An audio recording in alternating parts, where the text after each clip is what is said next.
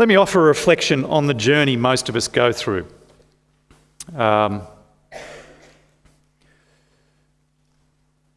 We go through college after having been converted, hopefully. We've been someone who's loved the Bible, been thrilled to talk about the Christian faith with others. We love nurturing people in the faith. We want to see people grow in the things of Christ. We've found that really significant and exciting. We do college. We learn amazing stuff. We do lots of discussions. We learn languages, commentaries, books. We come out of college to our first ministry. We're excited that now we can focus on the spiritual work of growing people in faith, about talking to people about their spiritual walk and having spiritual conversations and reading the books and thinking about stuff and preaching. And then your ordination experience, if it was anything like mine, was a lot about shepherding the people and guarding the people and teaching and preaching. But then you land in church. And your life becomes filled with... Did you ever read a profit and loss statement before you became a minister of a church? So suddenly you've got to learn what's a P&L and what's a capital and budget and property problems and lots of complaints, yes? So you pour your heart out one Sunday in a sermon about the great glory of the grace of the work of Jesus on the cross, and the first comment you get at the end of it is a problem with the toilets that need to be fixed. Do you ring any bells for anybody? And the phone keeps ringing, and when it rings, it's not someone kind of ringing to say, how can I be saved? It's someone saying, look, I can't get the number of the person across the road there. Have you got it on your directory? Have you had that happen? So this happens in your ministry. And part of the first few years is, how can I minimise the amount of stuff how can I minimise the amount of administration I have to do? Surely the aim of pastoral ministry is to minimise admin and maximise having spiritual conversations, reading Colossians with more people. It's like that because we went into it because we love the spiritual conversations. We find that we're now lumped with all this other stuff. And so we work at filling our diaries with the important things. Now, here's the thing. If you keep thinking like that, you're in trouble. I was meeting with a man from Sydney. He'd come up to talk about something or other. And I had an hour, and I said to him at 11 o'clock, I've got to go. I've got another meeting to go to. And he said, is it a good or a bad meeting? And I said, what do you mean? And he said, is it a good or bad meeting? And I said, sorry, I've got no clue. And he said, well, is it a good meeting? Is it a Bible meeting or is it an admin meeting? I went, all my meetings are good meetings. It was kind of this weird moment. Now, here's the thing. If you keep thinking there's good and bad meetings like that, you will continue to make your church punch below its weight. Now, I've said, and I hope it's clear, that I believe the Bible is the heart, the foundation, the power of our work. But someone needs to work out how to get the Bible out more. Someone's got to organise. Someone's got to manage. Someone's got to make... if you just want to meet under a tree every week, you won't have property problems. It's just in this country, you'll be wet all the time. Do you know what I mean? Someone's got to organise the place where you meet. Well, let's not own property. Let's just meet in people's houses. Think that one through. Let's not own property. Let's just meet in someone's house. Someone owns the house, which means after you've gone, they've got to clean up and fix up and pay the bills. Someone's got to look after property everywhere. Owning this fact is important. Organisation. You provide food for people. My son, I'm going to drum on this, make this point very hard. My son had some friends he was going to go on a surfing trip for, and they all dropped through. And he said to me, and I said, when are you going? Thursday, Friday, Saturday, Sunday. I said, well, mate, why don't I come with you? So the two of us we're going to go on a surf trip together, which was fantastic. He's 21, and so it was a great opportunity. And his sister was going to come and so on. I said, we've got to work out some food. And he said, that's all right. Just buy a loaf of bread and a can of salmon. And I said, for 4 days? He said, yeah, that's how I do it. so when you do that as a bunch of blokes going away together, you can just go on quick. But if you're going to actually tell your wife, we're going to take the family with 4 kids away for 2 weeks camping, and can we just grab a loaf of bread and a can of salmon? She'll go, are you insane? Someone's got to organise the food, right? So as you move into a more complex, larger, you've got to have more. And if you're going to cook for 1,000 people, unless you've got Jesus with you, you're going to have more organisation because you can't do all the cooking. So you're going to have to organise the cooks. You see the simple point? And it's a profoundly important one. We have been thinking too small. We keep setting ourselves up imagining that we're just going to feed a family. But we have millions of people around us going to hell. And if we don't learn to organise, to multiply the impact, we're going to continue to have millions around us going to hell. Do you see? This is critically important. You can't just play a video with beautiful music and say, wouldn't it be lovely? Someone's got to work out how to make it happen. Can you feel any energy here? I get grumpy at the people who walk into church and say, I'm not into institution and structure. I just want to be out there to move with my people. And I say, what are you going to do with your 4 kids? Well, they'll go off to the kids program and so on. Oh, so you want us to run all the institutions so your kids get looked after so you can not be in it? You get the point? Now, if we work at a higher level and get organised and fix our management and our facilities and our leadership, we will make a greater impact than we're making. All right? We will see more saved and more matured. But then you respond, no, God gives the growth. And I take us right back to the question of inputs and outputs and how God works with it. Because I've just made a claim about inputs and the outputs that happen. And if you're not theologically astute enough to realise that we influence the outcomes and you keep running to a hyper-Calvinism, you won't have the energy to actually go back and fix your system, structures and leadership. Because you keep believing that it's not the key, it's God who gives the growth. And we pray harder and a Spurgeon will be raised, a Whitfield will be raised up and it'll all be revival. Well, that might happen and we pray for it, but we're not in revival now. And in the midst of ordinary moments and times in history, which are very many, we just need to actually do what we can do to maximise the impact we can make. Okay? So you see how that earlier theology, all of that stuff becomes very important. We do run organisations and you need to take responsibility for it. You need to own your responsibilities. You need to stop avoiding taking responsibilities. We need to realise that the fact that we run organisations is a good thing. You get to shape an organisation to make an impact. There's massive power in shaping an organisation well.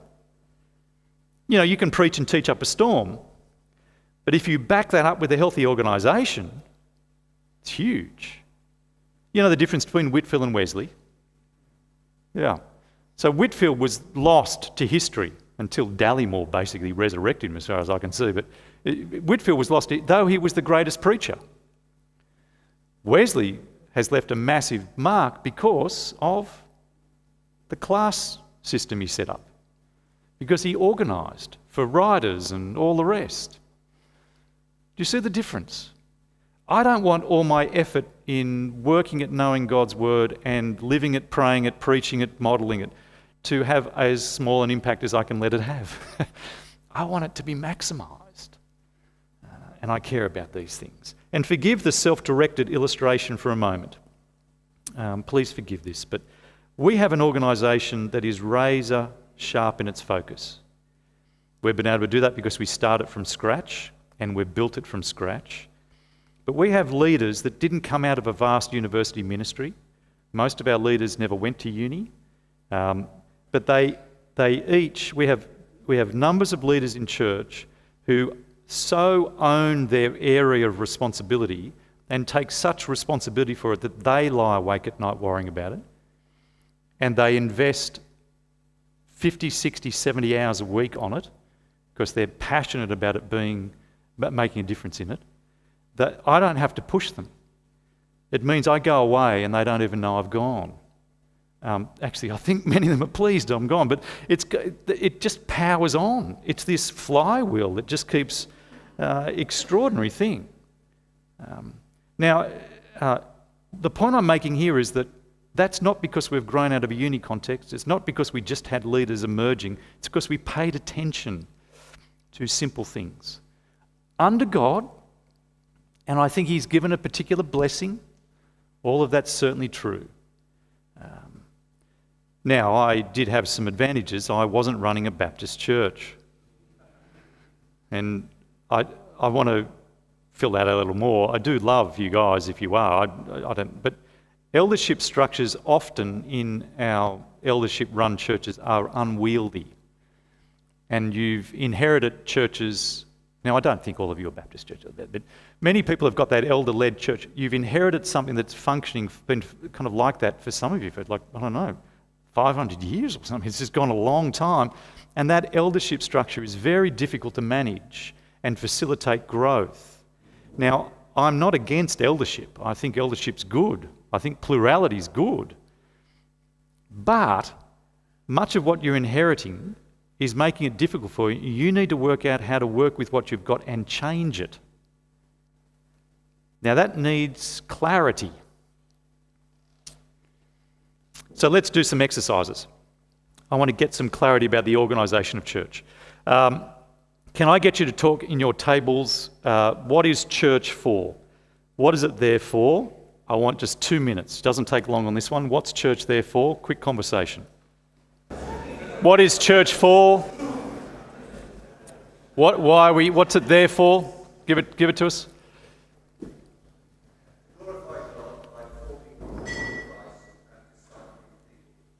So the noise happens. To glorify God by... Yeah. Anyone want to add to that? Forming the body of Christ. If you mean by forming the body of Christ, building the church, where you know the language of edification, oikodomio in the Bible doesn't mean build up, it means build. And it's important to recognise, John Woodhouse has done some work in this area, if you want to chase it through.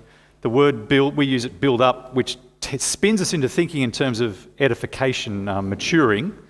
But the word build has a broader connotation in terms of numeric growth and depth. Build in number, build in maturity. So glorify God in building the church and making disciples. Great. No one wants to add more to that? Good. Here's what I want you to do in your tables.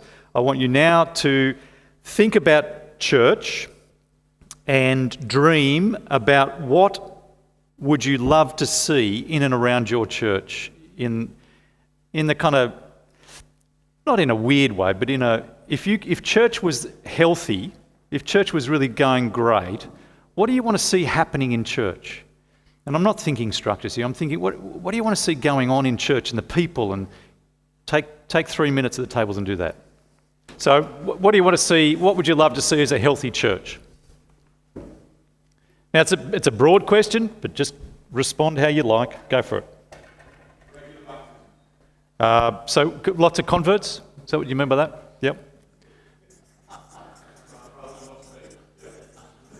I didn't hear that. But that's what, I'm sorry, I'm not joking. You mean that, don't you? Regular baptisms is regular converts. Yeah, good.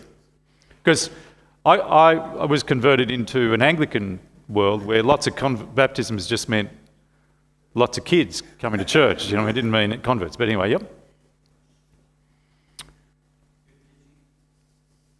Let's call it great teaching. Yep. So let's just add to that. Great teaching publicly. Yeah, small group. House to one-to-one. Great teaching everywhere, all through church. Yep.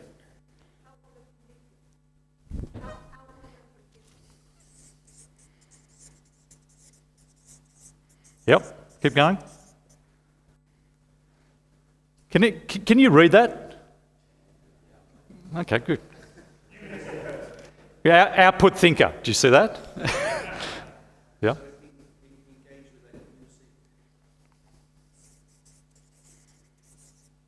Yep. Keep going.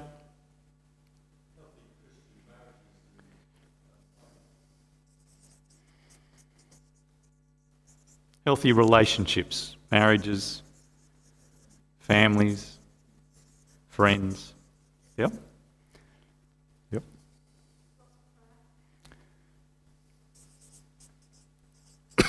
Yep.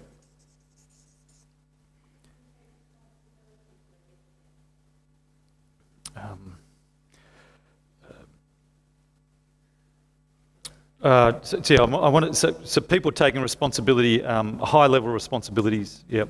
Yep. Yep.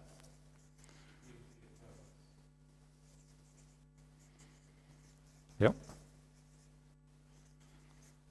Yep.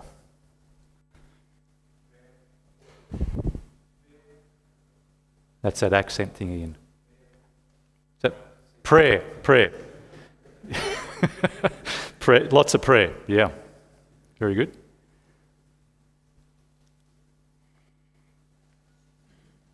Come on, this come out of you. Joy and enthusiasm, nice. Yep. Not just ought, but want. Yeah. Wouldn't you love that? Yep.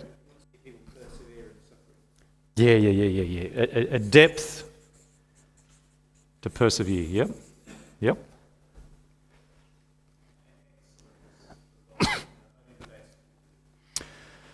Yeah.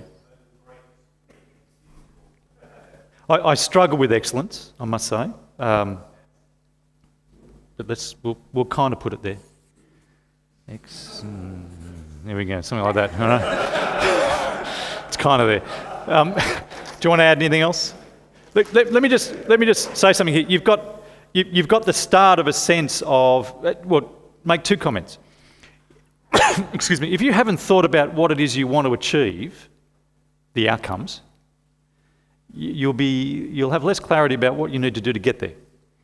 So the exercise in thinking about what is the church that I want to see exist? Spend some time on that. Now, we've just given it a very small touch, but I want you to actually spend some time on, in 5 years' time, what would be my dream of the healthy church and what it might look like in this place in 5 years' time? What's the dream? And I add to this, things I want to see. I want to see a pipeline of young. My vision, I want to see a pipeline of young guys growing up through our church, emerging into leadership and going out to plant. Do you see? I want to see this church sending off missionaries to other cultures. I want to see this church with people who know their Bible well and are able to thoughtfully engage with a culture that's opposed to the Christian faith. I want people to have depth and substance, not just the feel and look. So I'm painting a picture of what I want this thing to be. I want to have a church where there's such heart for the gospel that any non-Christian who comes into contact is personally walked through into being nurtured into the faith and growing. I want everyone who comes into our church personally walked with through the journey of growing as a Christian. So I've got this picture about what I want church to be. And I want to urge you to think hard and keep dreaming that and thinking about what it could be and what it is. Now, think with me, though, about how you get there. What needs to happen in church to get it to that place? In part, you need to think now in terms of where are we at? So let's go through this. Out of 1 to 5, ready? 5 is awesome, 1 is going badly. York churches, lots of converts, 1 or 5? Is anyone, give us hands up for 1s. All the way up, come on. 2s, 3s, 5s, any 5s? All right, so we've got kind of 1 to 3 there, all right? Outward-looking people, 1s.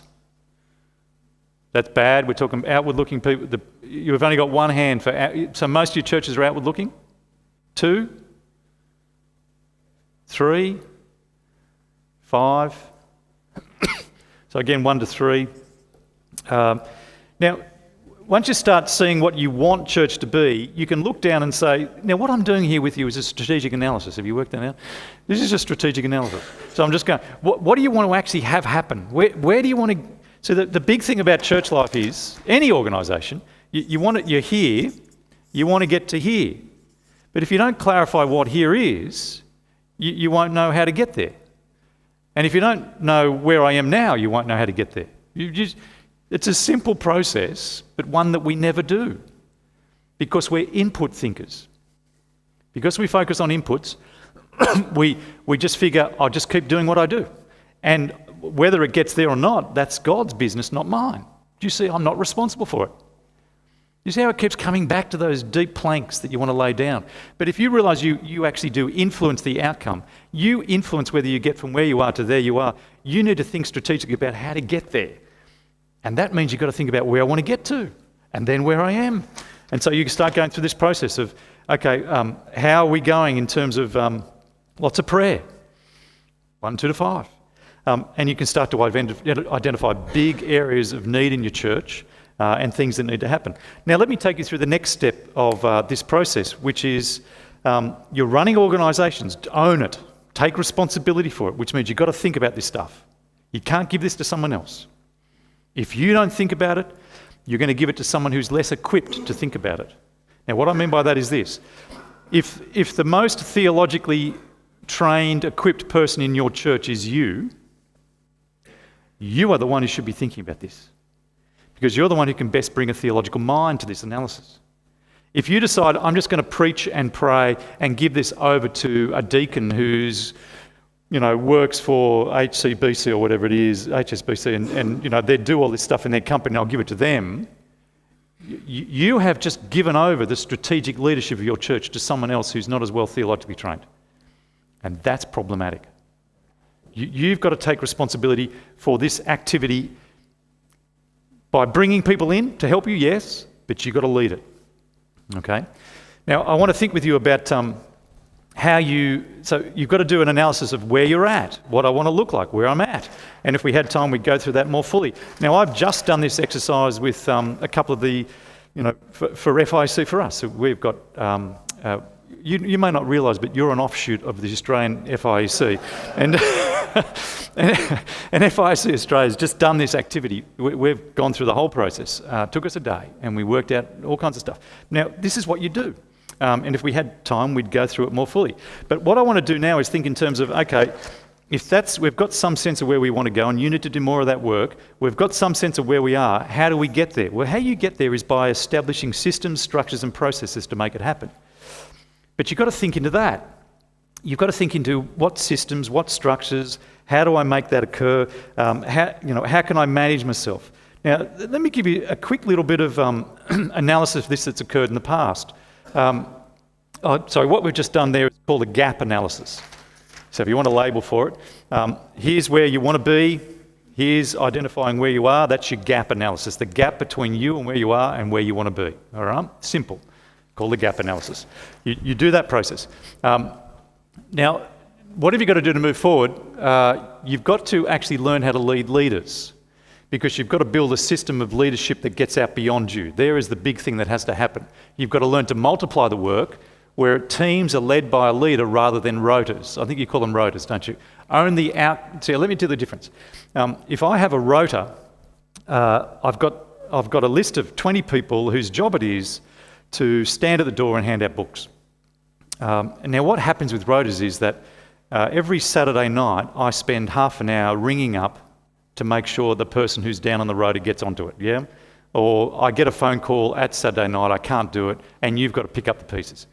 The difference between a rotor and a team is a group of people that are led by someone who owns the outcome of the task. So why are we handing out the books? What's the outcome we're after in that process? Someone who owns why it matters, someone who owns what it's trying to achieve, takes responsibility for it, you don't get the phone calls anymore. And you're starting to build a different structure.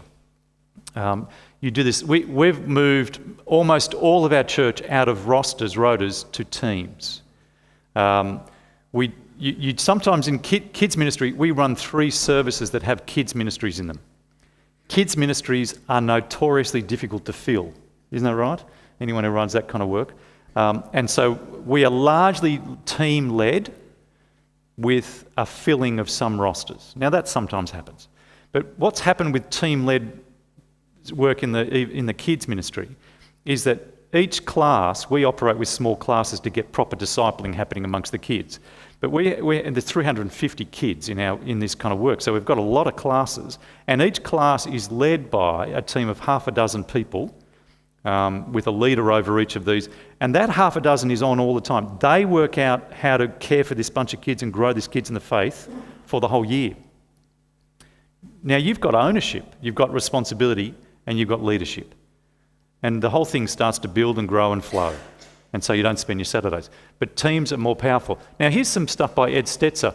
And the exact numbers might flux a little, right? But he makes the point that in a church of 35, you need 3 workers, 1 leader. But if you're going to get to 75, you need 7 workers and 3 leaders. If you're going to get to 125, you need 30 workers, 10 leaders and 2 leaders of leaders. Now notice what he's just pointed out there. If you're going to move from 75 to 125, you don't just need more leaders, you need now to have leaders of those leaders. Because you won't be able to span across 10 leaders and keep them aligned and working together in the organisation unless you've got people, unless 10 leaders can report to you and you keep them going, they won't keep working together. The problem is you've got so much else on your plate, you won't get across 10 leaders. So you need now to have leaders of leaders, you see. If you're going to get to 200, you need 8 leaders of leaders. Do you see how it starts to work? Now that buys into the whole issue. Last time I was with you, I talked about the 4 levels of leadership. Lead self, lead others, lead leaders, lead organisations. I'm trying to focus today on leading organisations. But you've got to learn the skills of managing your own life and time to work out how to begin to lead others in spiritual growth and ministry recruitment. There's 2 exercises of leadership in the 2nd level. You've got to learn how to lead others to grow spiritually and how to actually join you in the ministry. Now, I did a bunch of stuff on that with you last time. Then you've got to learn how to lead leaders. That's a different task entirely.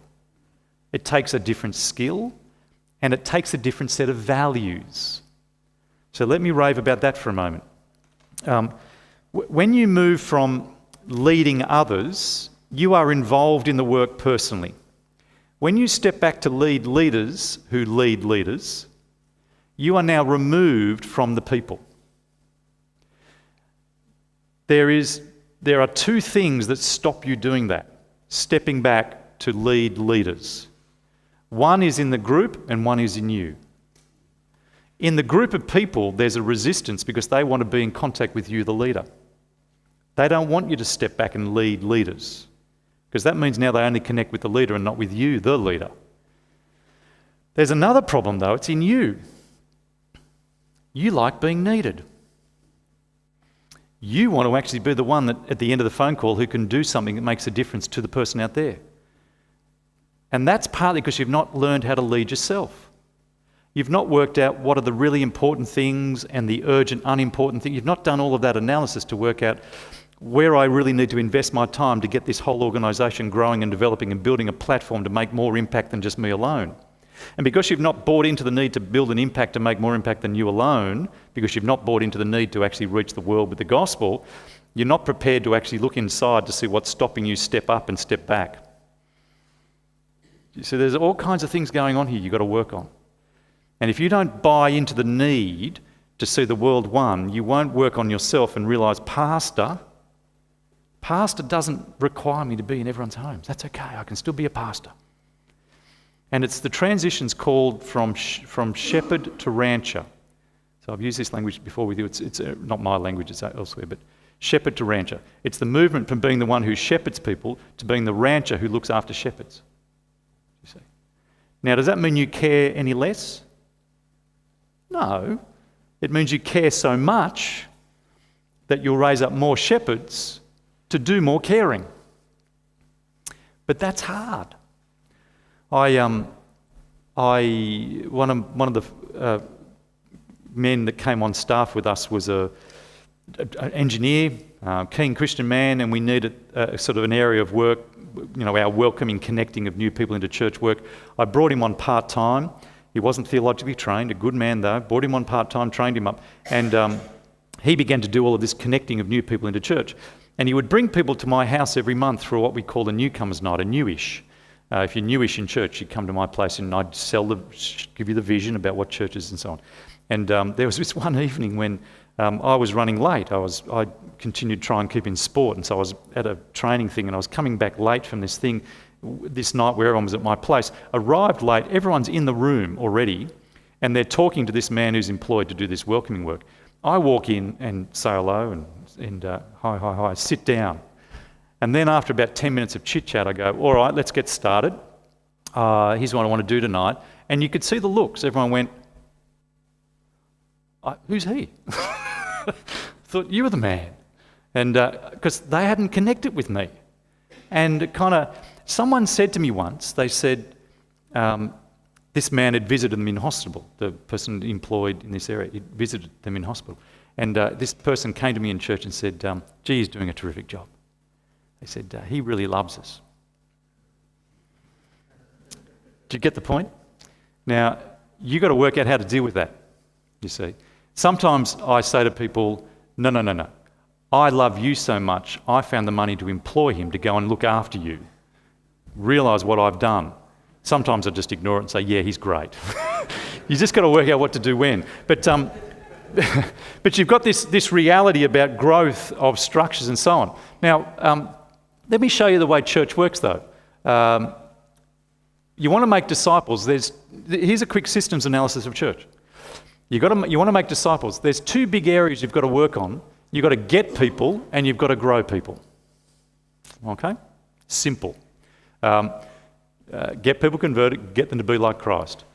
But to get people, you've got a whole bunch of things that need to happen. You've got to contact them, you've got to gospel them, you've got to see them converted, you've got to see them established in faith, then grow them, established in church, matured in the word and prayer, serving and on mission with you. So there's a whole range of things that need to happen on the grow side of things. But in each of those things, there's a whole range of stuff that needs to happen. Contacting, there's informal contacts, there's formal contacts, there's events you can run, there's people nurtured, encouraged to go out and do friendship events. You've got all of that needs to happen. Gospeling, that can happen individually through trained people or corporately through events that you run through church services and what have you. We let God do the conversion a little bit, but there's established in the faith when you've got... Now you come to grow established in church at services and through the week. How does someone get established in church? Well, they get established as they meet, they come into the church service and they've got to be connected in and welcomed. How do they get established into the community of faith? Well, that can be more broadly outside of the event of church. But my point here is there's lots to get done in any church, whatever size you are. Yeah. If you're a church of 35, you've got to get this thing happening. If you're a church of 1,000, you've got to get this thing happening. Now, it's called a pathway. People talk about this as a pathway analysis from outside in, and you can do a pathway analysis of church, the organisation, the thing of what's happening. I think there's merit to pathway analysis, but the problem with pathway analysis is it misses out on some dimensions. And I think the two that it misses out on are magnification, what we call magnification, and community. Let me explain this to you. Pathway analysis, and if you're someone from a technical background, engineering, computer science, school teaching in maths and so on, so if you've got that kind of background, you'll be drawn to pathway analysis because it's kind of logical structured. But I want to suggest to you the thing that you need to appreciate is that I was so glad to hear this, that one of the big things we want to see in church is joy and enthusiasm. My heart for church is that when we gather, there is this overflow of joy and humility and sobriety. These are the affections of the Christian life. There's this, it's not just a cool group of people who have got jobs to do. Here's all the jobs that need to be done. That's what pathway leads you down the path of. And so, 2 minutes. That's the jobs that need to be done. I want to suggest to you there's things that don't fit on the job scale, if you like. So affections, but community is not a job. It's us enjoying each other. It's just having a life together, do you see, that's part of what it is to be a mature, godly congregation of people. We have broken that down using the work of others, but we've broken that down to try and make sense of that, all of those things that need to be done. We've broken it down into the 5 M's to try and capture under each the stuff that needs to happen. Okay? And that's a way, what I'm trying to do is analyse the system and organisation of church and break it into its component parts so I can begin to work on each of them and care about each of them and resource each of them and analyse how we're going with each of them. And so we have an organisational chart that seeks to make sense of how to resource each part of that. Now, what I want you to do, if I can borrow another 3 minutes, can I get you to, in your groups, actually no, in your church groups. So if you're here with a couple of staff or leaders from church or on your own, so if you're on your own, sit on your own. But if you're here with a couple of people, sit with them. I want you to think about what are the systems in your church? What are the structures in your church? Do they fit into any of this? Just do a quick analysis of how church is and do that and we'll come back. What I want you to be doing is thinking about the systems of church and how it functions. Now, as I said, every church has to, in my view, hit those 5 things one way or another. However you organise yourselves, you want to get people contacted, gospel, and so all the way through here with affections being encouraged and nurtured and community being experienced. Am I right? That's what you've got to do if you want to get all of this to happen. Which begs the question, how am I going to do it? What process, system, structure is going to be put in place to facilitate that happening? Now, when you're a small church, a church of 35, mostly most of these things happen in a new church of 35, these things happen spontaneously. In a church that's been going 50 years that's 35, these things aren't happening. Is that right? So in a new church, you might have some momentum because you've injected energy and heat into it, so people are getting captured, going and moving. How you actually work out what to do depends on your context. This is really hard and tricky. So let me explain. What I want you to do, and we'll take 3 minutes on this again. Time is limited, but I want you to think about your church. You've started the process of seeing what's going on. How would you like it to be organised? How do you want things to happen? What, in 3 to 5 years' time, use that time frame. In 5 years' time, what would you hope would be in place in terms of systems and structures to facilitate each of these things happening? Is that a clear question? So in 5 years' time, what things do you want in place, or what things would you wish were better in place? You might already have some of this going. Take 3 to 5 minutes. Let's go. See how you can get.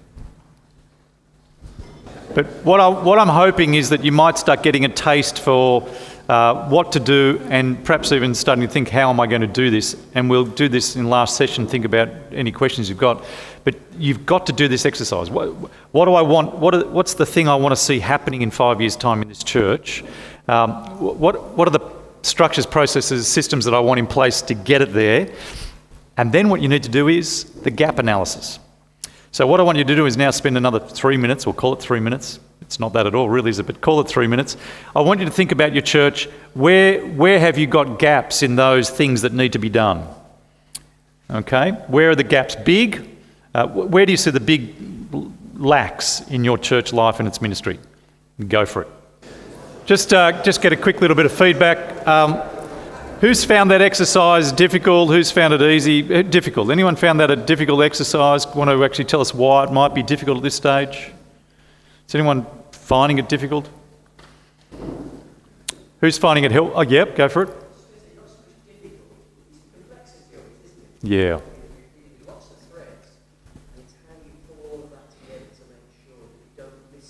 Very good. Yeah. As churches get larger, they are quite complex organisations, and being a volunteer organisation, gives it an even greater complexity. If I can just have a quick rave there. It's very difficult for people in corporate environments to understand churches. It's like, when you move from one ethnic culture to another ethnic culture, you expect it to be different. And so you're looking for differences, you appreciate they'll be there. When you move from one culture to a subculture within that culture, so in my environment, it's the middle class father of two who commutes to Sydney for work.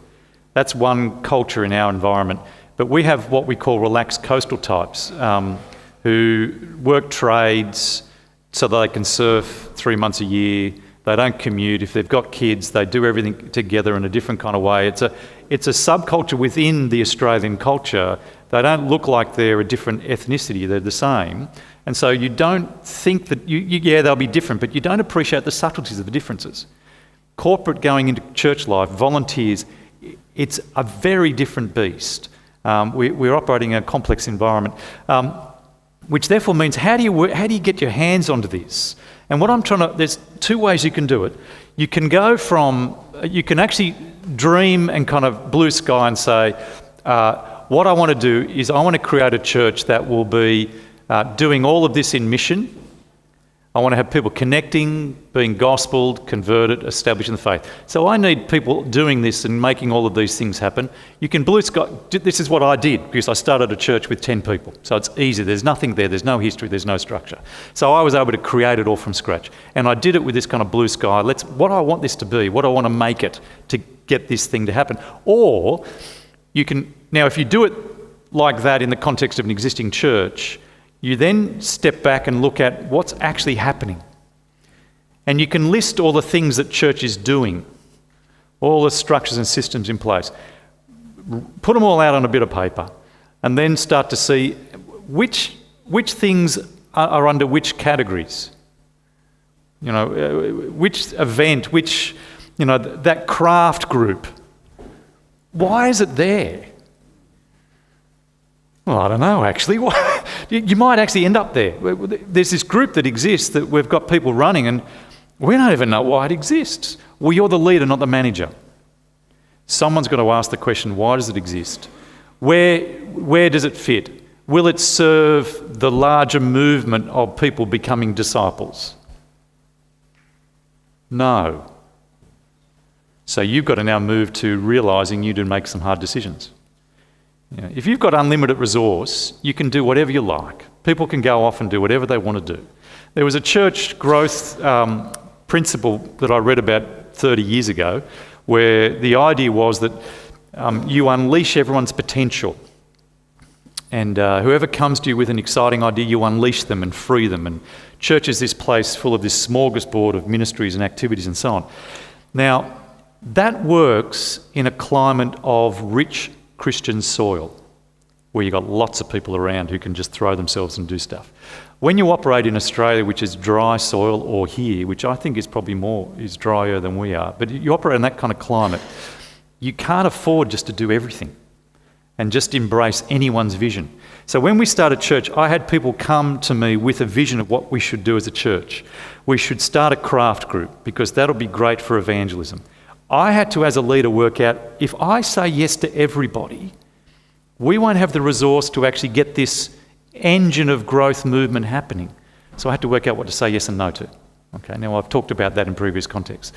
But unless you've got some system sense of how the movement's going to operate, you're lost. You're lost. You won't know what to say yes and no to. You'll operate on the basis of what the church was that I was at before. And if it was a university church, that will skew you in one kind of direction. You see, and it'll be very hard to do ministry in the village or the other kind of context. So what I'd suggest you do one or other of these things. You blue sky, you kind of work out what's the dream, how I'd love all the things of church to operate, and then you look at what's actually happening in church. Can I lump them into these things and start doing the lumping, see where the gaps are, see where things sit outside all of these processes, and start making some hard decisions about what do you want to do. All I'm trying to do is give you just the start of the process. Anyone else want to make comment about how difficult for you? Okay. observations about whether it's working as you're doing this process? Anyone want to make comment just quickly? We'll move on otherwise. Helping you move anywhere?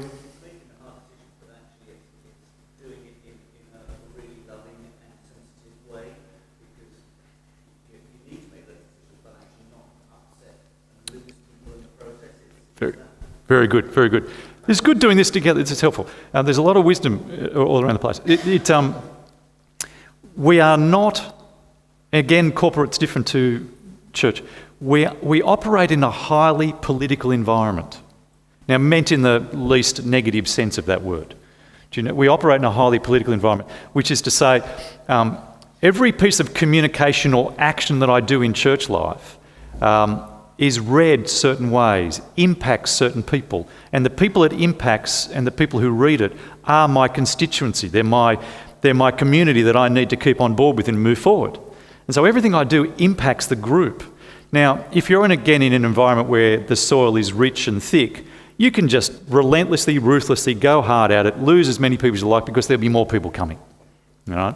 But when you're in a shallow soil, dry soil environment, you've got to, every member, all of that's precious, important, obviously under God, but also because of your own environment. I find guys who do church planting into small village contexts in Australia, and I dare say here as well, if you make a misstep in those environments, no one will ever forget it. Do you know? You make a misstep in a uni environment, they'll all have swept through in 2 years' time and you'll have a new crop. Isn't that right? So the leadership context and leadership environment makes a massive difference about how you do it. So all of these things are important to bear in mind. But what's got to ooze from you is, I can't be held hostage by people who don't have a heart for growing the gospel. Right? So you've got to have such a strength of conviction and clarity about the gospel and the need to reach the world that you won't let yourself be held hostage. Okay? And that takes courage. Remember, clarity will give you courage. If you're clear on what you're there for, why you're here, heaven and hell, all of these things that matter most, you'll have clarity about what you're trying to do, why it matters, and so you'll have clarity to make the courageous decisions. But do it wisely. Do it with EQ, emotional quotient. Do it with diplomacy. Do it with tact. Do it with care, but be ready to make the hard calls as well. So we've had to lose people because of the vision they had for church was not the vision that we were determined to pursue. We've had to lose people over theological issues as well, but just ministry practice. We started with 10 in a lounge room. After 6 months, it grew to 30. Of those 30 people, everyone except half a dozen of them who moved away because of work are still with us. Now, for me, that is that's one of my joys. But get this, of those 30 people, all of them were Arminian in theology. And most of them were Pentecostal emotionalistic kind of devotionalism. They've all profoundly changed because we've kept line, kept courage, kept clarity, and continued to pursue relationships carefully with people. So there's a way to keep processing and analysing. You've got to do that together. Do your gap analysis, work it out. You haven't got unlimited resources. And here's the thing, you've got to keep thinking bigger and think systems. Just a little simple application for leaders. You solve problems not simply by you going and visiting a person. You solve problems by setting up a people system. Let me explain what I mean. We've a fine group of guys that I work with. It's lovely. I speak to this man, Graham, about a problem in church. He runs all our... He's responsible for all of this area of church life here. The maturity in word and prayer. He runs that whole area. And I go to him and I say, look, Graham, I see there's this problem occurring with leaders here, here and here. And what he does is very frustrating. He goes, all right, good. And for 3 months, he does nothing except work out where the problem is, why it's there, is there systemic issues behind it, And how can I solve it without me being the one to have to fix it? But then after 4 or 5 months, he'll have put in place a people system, put crassly, but an organisation of people to solve the problem so it's fixed forever. Do you see? But he's slower at it, takes him longer, but when he does it, it's not him doing it, it's him making sure it gets done.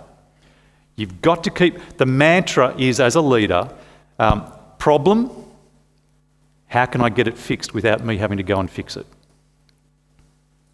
How can I get this done without me going and doing it? How can I expand myself so that others are involved and participating in this activity, not me? Because if you keep going and putting your finger in the dike, come the 11th one, you're in trouble. So your job is to think bigger and think systems. Don't be the doer. Be the one who works how to get others doing. Become the rancher. It's the theology of church as body, not just church as family. You know, there are a number of images for church in the New Testament. One is family, one is body, one is building, one is field. It's recognising the reality of this.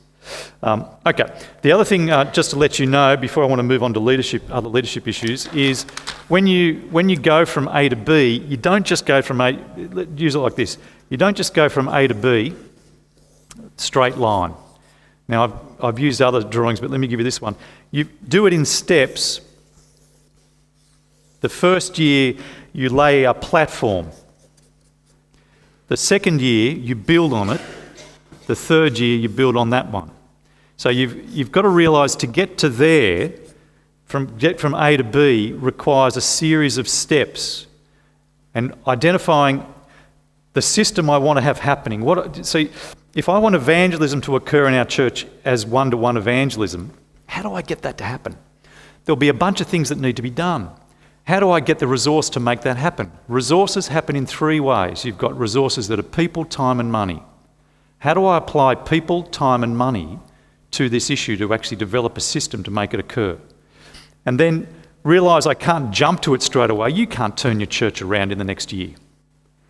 But what you can do is identify, if I do these 6 things in the next 12 months, it'll lay a platform for doing the next 6 things. And then the next bunch of things. You see? And so you build structures and processes to move yourself forward. Okay? Let's see if we can get on to the next bit. I'll just pause. Ask any questions? You want to make any comment? I feel like we're going on a mad rush through Europe and just having a look at Rome for half an hour. But, yeah. All right, let's talk about leadership more generally. As you're doing this process, it is a leadership exercise to move church and an organisation along. It's working to produce change and produce an outcome. And I want to just offer some reflections on leadership processes. Now, you've got a paper in your hands that, forgive me, I do this at church every now and then. We have I'll tell you about this in a second. We have a meeting every week for all the staff and senior leadership. And every couple of weeks I'll do a ministry think time. So it's just the latest thing I've been thinking about, and I'll do some stuff with the guys. And one of the ones, so this was written, don't be gentle with it. I wrote this in a day just to get it knocked out for a staff thing, but I thought, what the heck, I'll throw it around here. This is me reflecting on relationships, decision-making in church. Okay? So let me take you through this quickly. 6 principles. I think there are. No, there's 7. I must have said 6 and then kept going with an extra one. The first one is, notice this, there's not a best decision-making process. At one extreme, you've got the autocratic line man and command control. At the other, you've got democratic, everyone decides together, okay? The all-in decision-making. This might be consensus, where it's a unanimity, or it might be majority, all in democracy. There's in-between models. You've got oligarchy, where a few make the decision for the all. But they're your kind of decision-making models, okay? Autocratic, all the way through to democratic. In between, you've got the oligarchy kind of thing. Now, 2, decision-making processes necessarily impact the people affected by those decisions, and the impact is varied and complex. So whichever decision-making process you adopt, whether it's autocratic, all the way through to all the way through to democratic, the one you choose to use will influence and impact the culture of your church. Now, please appreciate there's no right or wrong in that spectrum. Autocratic's not wrong, and democratic's not the right. Okay? We have been bred up in a society, in a culture that has made democracy not just one option, but almost the right option. Was it Winston Churchill who said democracy's the best, the worst except for all the others? Is that right? It's the worst of decision-making processes except for all the other ones. Now, it's a very, he was a clever man, wasn't he? But he's making the point, it's not a great system, but the others are worse, right? So you've got that reality. Decision-making, whichever one you choose, impacts the people around you. 3, the perception of what is the best model or even the right model is shaped by the culture and community of the people being led. So in our Western liberal democratic world, that shapes the way people think about which is the best decision-making model. But other cultures have not thought that. Part of coming to Christ is appreciating that we're under a king, and monarchy is not bad. Okay? Move over. 4, all decision-making processes have their pros and cons.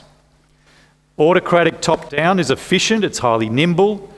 At best, it can foster a culture of humility and trust amongst those that are led. Okay? At worst, it can be whimsical or abusive. Appreciate too that autocratic decision-making doesn't need to destroy ownership. This is one of the first fights I had in church life, was that some very high-powered, very high-powered people in church were constantly pushing back at it needs to be democratic because otherwise we won't own your decisions. If you make them, we won't own them. But representative government operates on the basis that you can have ownership without necessarily being the one to have voted on every single decision. That's just not true, and you've got to be careful not to be drawn into that. The thing about autocracy too is it avoids the tyranny of the few. One of the negative things of consensus leadership is the power of the minority to block you. So beware. I love consensus, but you've got to know that one person then can stop the whole thing. You're now being led by one person, and it's not you. All right? Be aware of that. Small churches particularly are prone to this problem. Small churches tend towards consensus. You don't make a decision unless everyone's happy with it. You're in big trouble. You're in big trouble. Yeah. Autocratic, though, can easily crush people raised in our modern secular society. People who are used to being part of decision-making and see responsibility and authority as tightly bound are easily disempowered. Okay. Broader decision-making processes help foster shared responsibility across the people involved, given our culture. When people are part of a decision, recognise their general responsibility for the outcomes, it builds a shared sense of responsibility and increases it. However, when high participation decision-making operates by majority rule, it can create winners and losers. And you've seen that, don't you, where the membership gets together and vote and the 30% have lost. Wow, that's painful and destructive. You've got to be aware of that negative. High participation decision-making slows decision-making down. So you're just trying to unpack the pros and cons, autocratic and consensus and majority rule and so on. 5, the above formula suggests the more we spread leadership and so responsibility and authority across leaders throughout various levels of church life, and the more we want those same leaders involved in decision-making, the more complex decision-making becomes. So if you want more people involved and you want to raise up more leaders who are involved, you're going to create a more complex decision-making environment. Or to put it in reverse, the more we simplify decision-making, the less we're able to empower high-level leadership across the breadth and width of church through participation. Everyone wants efficiency. The danger with efficiency is that you lose people's participation and ownership. There's some issues you've got to... Now, in a small rector-led church, which is the Anglican kind of system, you have a simple autocratic model. Decisions are simple and easy. Everyone knows who needs to be convinced if you want something to happen, and you go to them to make it happen. Decisions can be made quickly. There are obvious costs to this, but there are obvious costs in working in a large, diverse church with lots of leadership. Okay? 6, just moving quickly through, we need to keep thinking through how to keep participation in decision-making and foster responsibility, but also sharpen up decision-making so it's simplified. That's our challenge at EV. We work very hard to create teams that aren't autocratic. So the team is genuinely participating in what's happening, which means there's got to be participation in leadership discussions, responsibility, what we're going to do. But that slows down our decision-making processes. So for EV to make a change in what we do or bring a new thing in, it's a slow process. But it's a necessary one because we've built great responsibility across all of church. We have genuinely high-level leaders who own what they're doing, who are responsible for what they're doing, and who need to be part of the decision-making.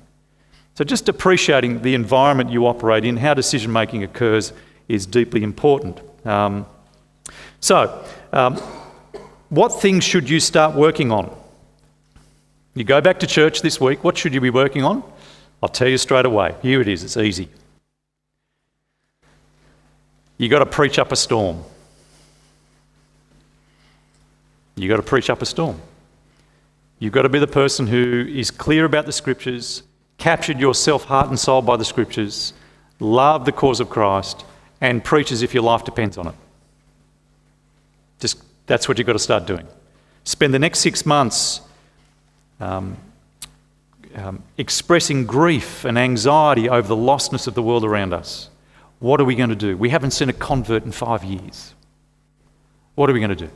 Find ways to keep engendering a sense of dissatisfaction and discontent amongst everybody.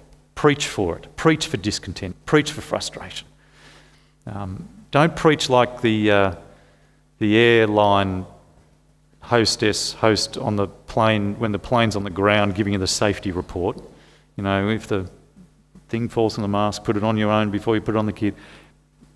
Do that speech like you're in the air with the wing off. Quick, get the mask and put it on. It's a very different experience, yes? Preach aware of heaven and hell. Preach up a storm. Start working on that. Building a foundation, that's where you go. And take a list and do a cost benefit. Now let me see if I can show you this.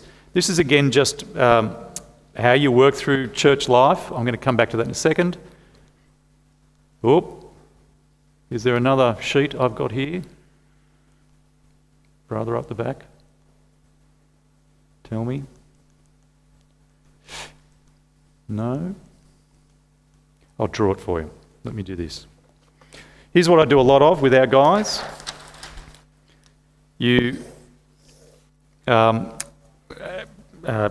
Simple cost, benefit. We want to make a change in a certain area of church. So we want to get people outward looking. We've noticed that we're a 1. We want to work on that area. We're thinking about systems and structures. And I'd sit down with a team of people who are responsible for that area of the work, or you identify as you want to be involved in that area of the work. And I'll actually say to them, brainstorm, what are the things that we could do that would bring about that outcome of outward looking? And we list them, we put them all up here. Then what I get them to do is, having got 10, 20 things there, we go, let's do a cost benefit. Cost in terms of people, time and money. So how many people, how much time, how much money? And then I say, let's call this 1, 2, 3, 4. Where would you put 1 on cost? And what do you think is its benefit to increasing that outcome for us? Okay? And it's not rocket science. You're not meant to pin it down to the nth degree, but it's easy to do. You go, is it going to cost us a lot in people and time and money? Yeah, 1's going to be a high cost. What benefit and impact will it have? Oh, it's probably here. So we stick 1 there. We do it with each of these, and we get 2 here, we get 3 here, we get 4 over here. Now here's what you do. You've now just got a chart of what things you can do in church amongst your community of people to bring about the greatest benefit for that outcome, what their costs are. Whatever's cheap, just do it. Anything that doesn't cost you much that would help that outcome be achieved, just rule a line and say, let's do all of those, no discussion. All right? It doesn't need you to decide whether it's a good idea or a bad idea. If it's a low cost, it's not going to cost you much. Just do it. Yeah? The ones you need to discuss are the ones that will have significant cost. And so 4's a big cost, but it seems like a great benefit. What about a lower cost but almost the same benefit? That's where you start your debates together as a team and you work out where to resource and invest. Now, I do that all the time in all kinds of groups, and it's a powerful way to actually engage people in the process of thinking with you about what to do with church and how to do it and where to spend our time and effort and energy, instead of me going home and dreaming about what we should do and then coming to church and telling everyone what they should do. This is a way to actually invite and engage people in the process, and starting to actually work on people to get involved. Now, as you've started to work out the systems of church, see if I can now reclaim my mess.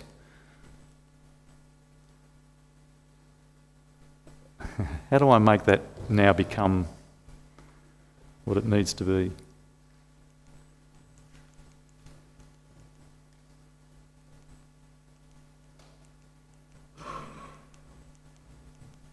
Yeah. Now, can anyone see that at the back? I don't think you can you? I can't see it from standing here.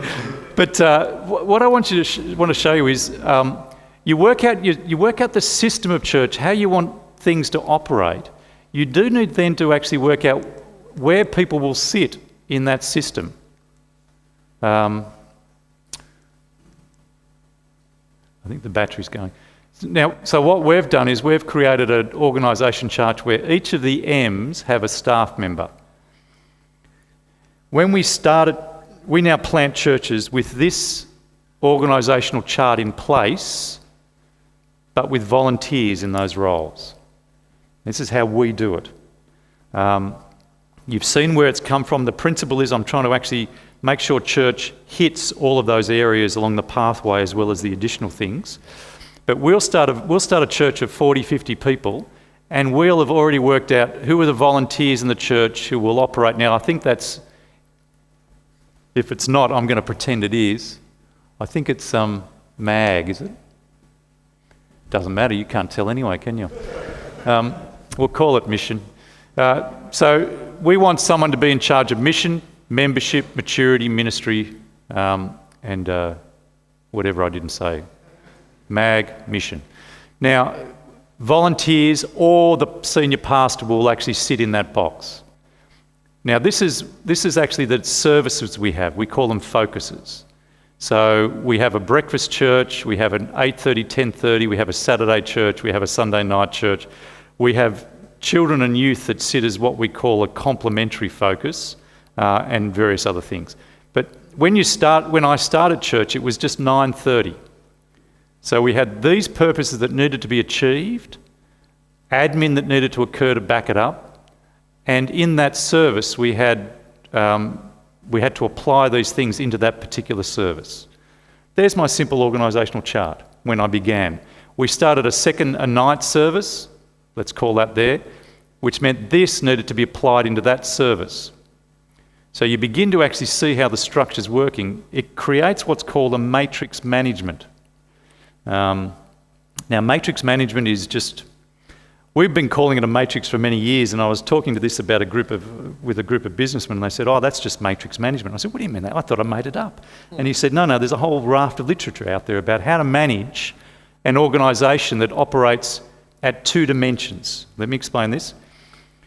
What we want to do is, our church is trying to go deep and wide.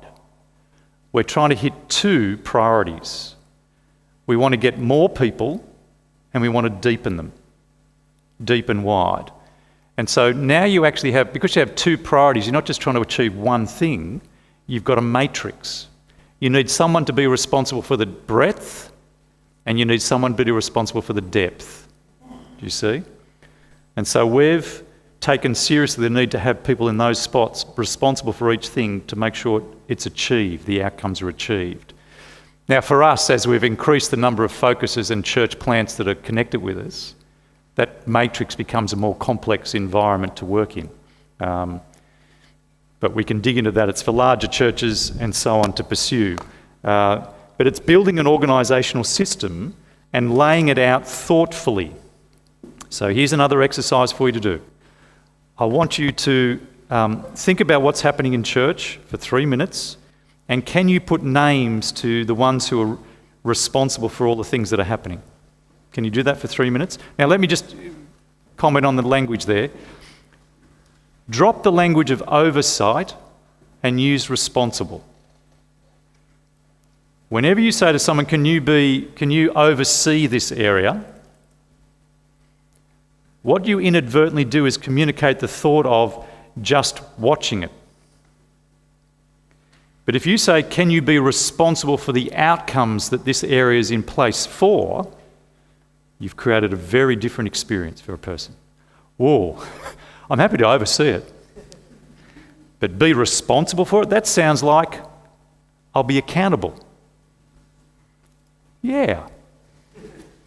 I'm going to have to answer to God, you have to answer to me. So, which is scarier. But you've got accountabilities that get built into being in this organisational chart. So take 3 minutes, see if you can identify who's responsible for the various things in your church. Go for it. What I want you to try to do is, you're starting to identify the things that are happening in church, trying to pull them into some more systematic movement that achieves all the things that need to be achieved, but you're also now starting to identify who's heading up responsible for all these different things that are occurring at the present. And what you'll sometimes find is, and it is interesting to watch this, sometimes you'll find that you've got someone who's kind of looking after this thing, but how they fit in the whole organisation is not at all clear.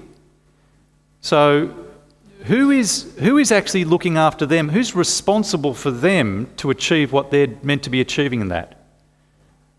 Now, if you've not actually drafted some kind of organisational chart, or at least conceptually in your mind, but certainly on paper as you get a little bit bigger, you'll have people just doing stuff and you won't know what they're doing and whether they're doing it the way you want it, whether it's aligned, whether it's actually helping the thing move forward, or it's just off on its own. Now, sometimes I'm happy to let someone just go off on their own if it's not costing us anything and I don't mind what happens to it. So you might find there are some activities and ministries in church that are like that, and that's okay. But if an activity is costing you a lot, you want to work, where does it sit? And who's actually responsible for it? And how does that come back to me or the eldership or whoever is responsible for the whole thing? You've got all of those questions to operate with. Now, let me show you a big conceptual piece in addition to this that's somewhat complex. You ready for this? The way we've conceived church is there's two dimensions to it. There is the spiritual church, and there's the incorporated church, the incorporated association. So the legal entity. Now for me, theologically, it's important to keep those two separate or distinct. Because the theology of church is the people of God gathered around his word with the sacraments exercised appropriately and so on. There's the theology of church. The legal entity that is answerable to the government is not the spiritual body of the church. It's a group that could be sued. So there's a part of our community that intersects with the secular world, this didn't exist in the first century. I don't think they incorporated churches in Jerusalem. Do you know what I mean? It was a group of people who met in a house, and their life together was around the word. But as you operate in our culture, you've got to have some legal protections. You've got to have some ability to minimise risk and so on. So you form an incorporated association. Let me just look at someone who's a lawyer who knows this stuff. Is this right? John Stevens knows this stuff. That is right, brother, isn't it? That you need to have an incorporated association to protect yourself from risk and law and what have you. Thank you. There we go. I feel better. All right. Now, As a church, what we've done is we've set up the leadership structure of this group is distinct from the leadership structure of this group. All right?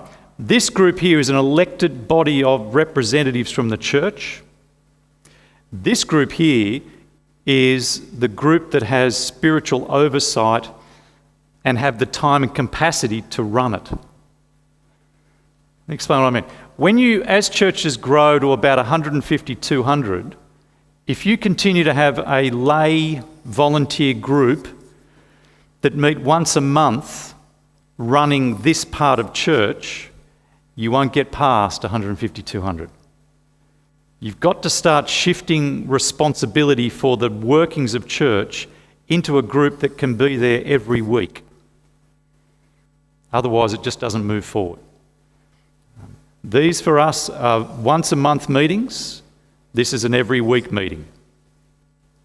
Now, in our church plants, that's volunteers with the senior minister, the church planter, who meets weekly or fortnightly to oversee all the organisation of church week by week by week. Whereas this group's a monthly group of elected representatives who have responsibility for the financial affairs. Now, as you start to move down this path, as you start to think about organisation, as you start to think about systems, you need to get very heavily committed to meetings. Meetings become very important. They are your friends. All right? Now, don't laugh. You actually need to embrace the reality of meetings, the need and importance for meetings, and you need to learn to do them well. All right? So let me take you through a run on meetings, and then we've got 15 minutes, 10 minutes, and we'll finish. Let's do this one. When you're doing, as you start to want to build the organisation of church, you've got to work out who to meet with, how to meet with them, what I'm doing when I'm meeting with them. What I see when I visit meetings in churches is they have no real purpose and they achieve no real outcome. And so they're a waste of time. They're frustrating for everybody, but you know you should have it, so you have it. We've got to get past that. The health of an organisation can be identified by the health of its meetings. You can actually, in any organisation, corporate or volunteer, if you step into a meeting in that organisation and see how it's run and what goes on it, you'll see whether this organisation is going forward or whether it's plateaued and going backwards. The health of meetings corresponds to the health of the organisation. There are different kinds of meetings you can have. There are operational meetings, strategic meetings, and communication meetings. You've got operational meetings, strategic meetings, and communication meetings. Operational meetings. These are meetings with the people who are doing the day-to-day running of church, managing the day-to-day things, operations. Strategic meetings. These are meetings where you're working out the dreams and schemes and how to actually move the whole organisation forward. Communication meetings. These are meetings where you just want to communicate and convey information and get people on side. Now, with those meetings, you've got the various decision-making processes. And here's where we went through that. Here's why we spent time on it. You've got to determine whether the strategic operational communication meeting, whether it will be run autocratically, democratically, or with an oligarchy. How are you going to make decisions in this meeting? If it's going to be democratic, will it be consensus or majority? Now, if you're running an operational meeting and you're needing to make decisions about the operations and what's happening, how are you going to do that? Do you go into it to listen to everybody so that you've got the information to autocratically make the decision? Or do you go into it to facilitate everybody coming to a mind together and unanimously agreeing? Or do you go into it to get everyone to share the pros and cons and vote? Now, which do you choose? And when? Well, go back to the paper. There's no right wrong. Each has their pros and cons. And you need to work out, given the outcome you're after, what you're trying to achieve, what the culture is you want to create, which style of leadership you choose. Okay? Now, let me, when you have a meeting, a couple of quick things. Don't run them just because you run them. Be clear on its purpose. Why does it exist? What's the outcome it's seeking to achieve? What's the value it adds? What outcome do you want to actually, can I write it down? Okay? When we planted, there was no obligations, there were no meetings we had to have. So I had to work out why this meeting, where to put it, and start to build it. And I'll tell you where I began. I began with one-to-ones. So I had the public meeting, which was communication, church. We had one-to-ones where I was trying to win people to the vision and change their lives to actually be participants with us. So I began to build one-to-ones. But then I actually started to build a administration meeting, an operational meeting on this side of things. Not this one, but this side. And I'll tell you why I didn't start here.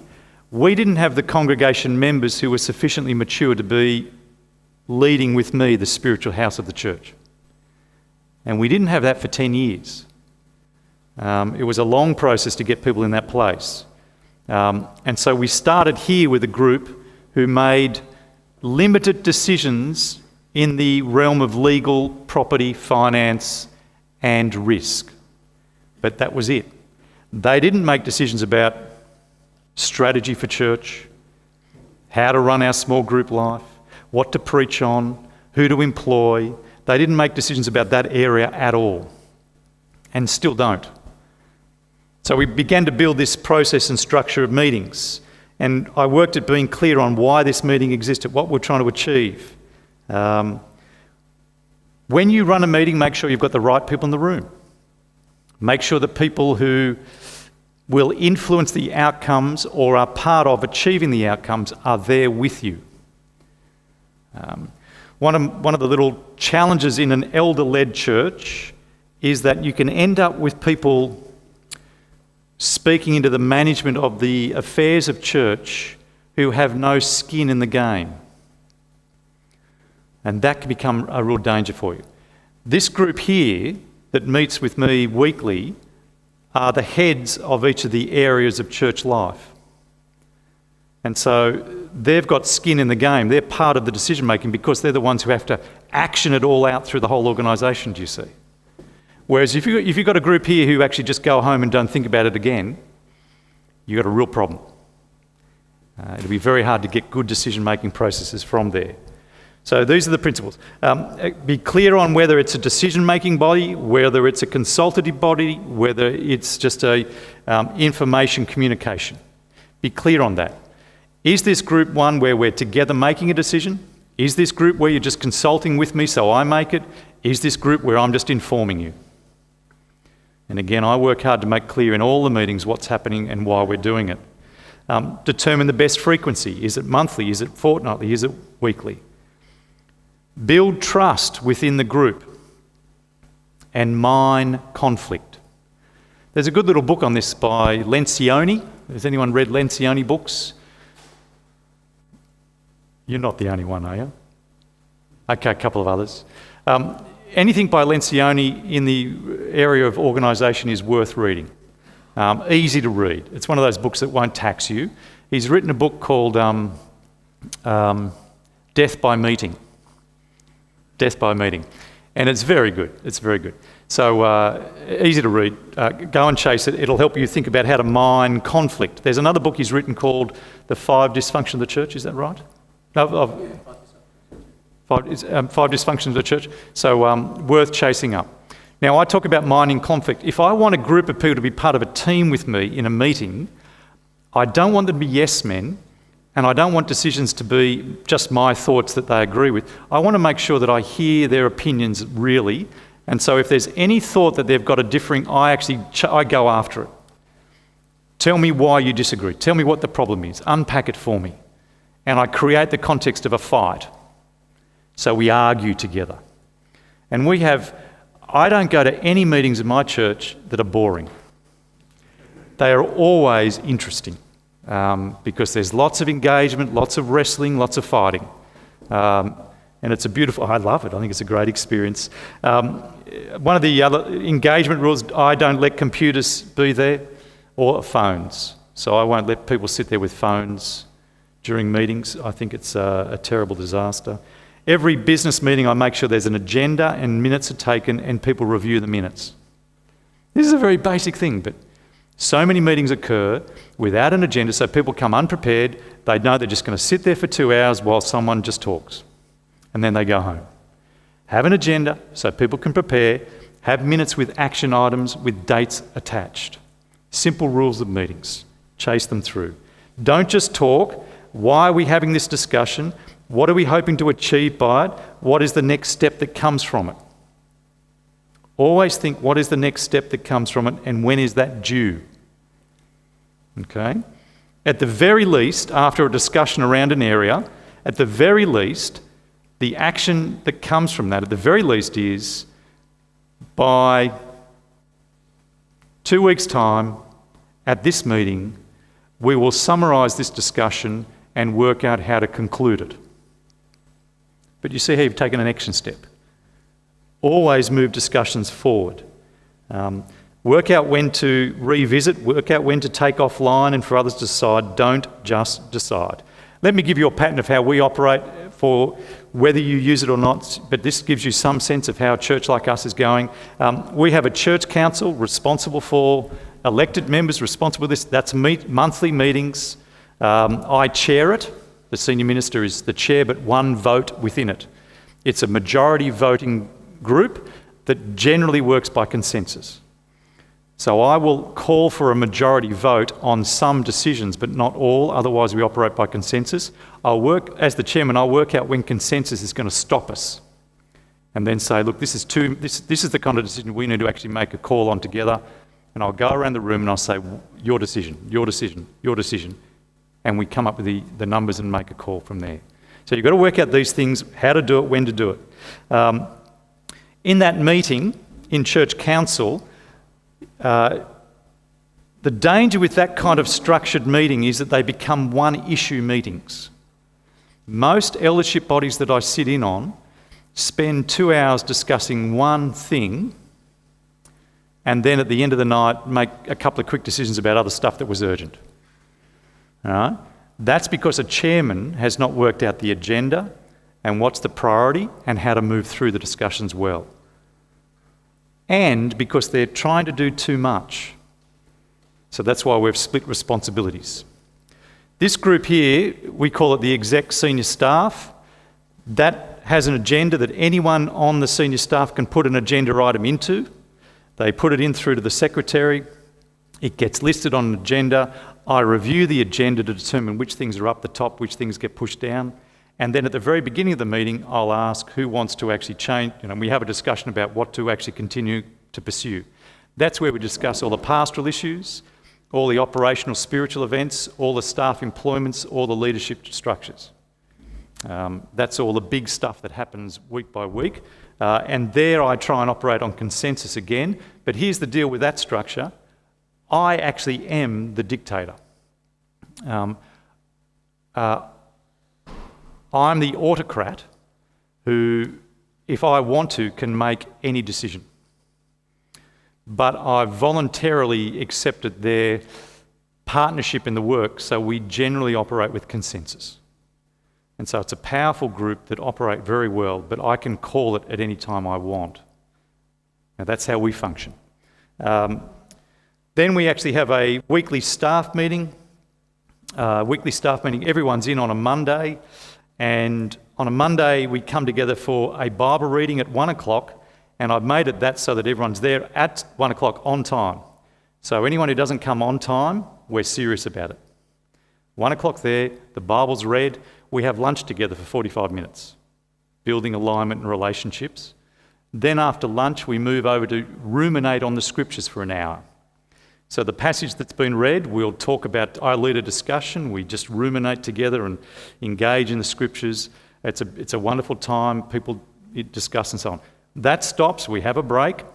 Then we go to business. which is just operational. So we move into operational business for about 20 minutes. And at that point, it's the only things that can be on the agenda for operations are the things that concern the whole staff. So if something concerns a particular, the kids ministry, it doesn't get on that agenda, it goes to the kids ministry team. Do you see the difference? And we discuss that, that's quick. And then we have a sharing of the news time, a communication time. And the first question is, anyone converted this week? Now, if you ask that question every week, do you see what it's doing? What other good things to be thankful about happened this week? What can we be encouraged by? Third question is, what are the things we need to pray about that are going on in the coming week? Do you see how we're building a kind of a sense of team together as we work week by week? And then we might, if I have the brain space, we'll do a ministry thing together after another break. There's our all-in staff meeting. And then, let's see if we've got...